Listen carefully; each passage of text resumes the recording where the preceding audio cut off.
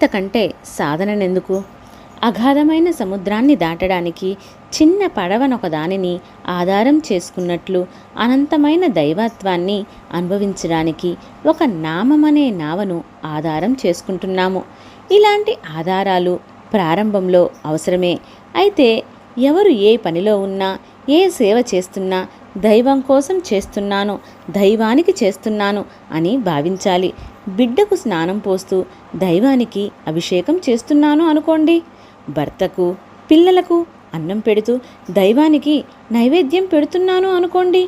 ఇంటి ముందుకు వచ్చిన భిక్షగానికి పట్టెడన్నం పెట్టి భగవంతునికి ఆరగింపు చేశాను అనుకోండి. అడిగేవాడు భిక్షగాడు, కానీ అనుభవించేవాడు ఆత్మయే కదా. కూరగాయలు తరుగుతూ మీలో ఉన్న కామ క్రోధాది దుర్గుణాలను జ్ఞానమనే కత్తితో తరుగుతున్నానని భావించండి. ఇల్లు ఊడ్చుకుంటూ భగవంతుణ్ణి ప్రతిష్ఠించడానికి హృదయాన్ని పరిశుద్ధం చేసుకుంటున్నాను అనుకోండి. ఈ విధంగా నిత్య జీవితంలో చేసే ప్రతి పనిని దైవసేవగా భావిస్తే అంతకంటే సాధన ఎందుకు?